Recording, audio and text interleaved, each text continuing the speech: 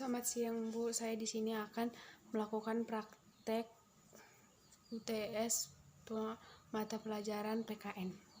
Saya di sini menjelaskan sedikit tentang HAM. Pengertian HAM menurut para ahli yang pertama yaitu Hartilar. Hak asasi manusia atau HAM ialah hak-hak yang sudah ada atau melekat pada tiap-tiap manusia, dan tanpa mempunyai hak-hak itu, tiap-tiap manusia tidak dapat hidup selayaknya manusia. Yang kedua yaitu menurut Profesor Koujeno Koepranoto. HAM adalah suatu hak yang sifatnya mendasar pada asasi. Hak-hak yang mempunyai pada tiap-tiap manusia disebut dengan berdasarkan kuadratnya.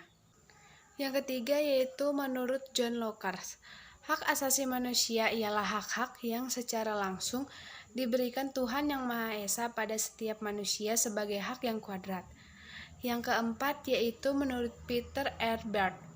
Hak asasi manusia ialah hak dasar yang bersifat mutlak dan juga harus dipunyai pada tiap insan untuk memperkembangkan dirinya tersebut. Undang-Undang Nomor 39 Tahun 1999, Hak Asasi Manusia atau HAM ialah seperangkat yang sudah ada pada diri manusia sebagai makhluk ciptaan Tuhan Yang Maha Esa, yang mana hak ini ialah anugerah yang wajib untuk dihargai dan juga untuk dilindungi oleh pada tiap orang untuk dapat melindungi harkat dan juga martabat manusia. Ada jenis-jenis hak asasi yang dimiliki oleh setiap individu, yaitu pertama yaitu hak personal atau hak jaminan kebutuhan pribadi. Yang kedua yaitu hak legal, hak yang jaminannya perlindungan hukum. Yang ketiga yaitu hak sipil dan politik. Yang keempat yaitu hak subsintesis atau hak jaminan adanya sumber daya untuk menunjang kehidupan. Dan yang terakhir yaitu hak ekonomi, sosial, dan budaya. Kasus pelanggaran HAM dapat dikategorikan menjadi dua jenis.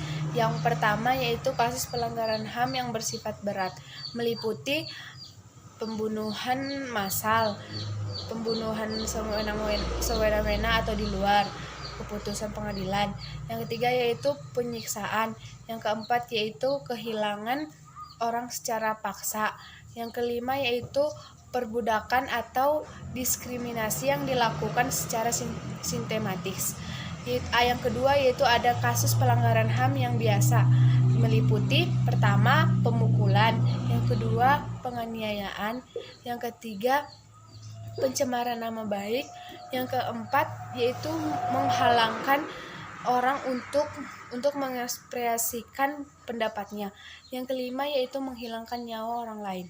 Ada juga langkah-langkah dalam upaya penegakan HAM di Indonesia. Yang pertama yaitu mengadakan langkah konkret dan sistematik dalam pengaturan hukum positif. Yang kedua yaitu membuat peraturan perundang-undangan tentang HAM. Yang ketiga yaitu peningkatan penghayatan dan pembudidayaan HAM pada segenap elemen masyarakat. Yang keempat yaitu mengatur mekanisme perlindungan HAM secara terpadu.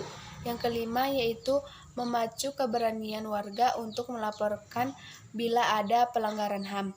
Yang keenam yaitu membentuk pusat kajian HAM. Yang ketujuh atau yang terakhir yaitu meningkatkan peran aktif media massa.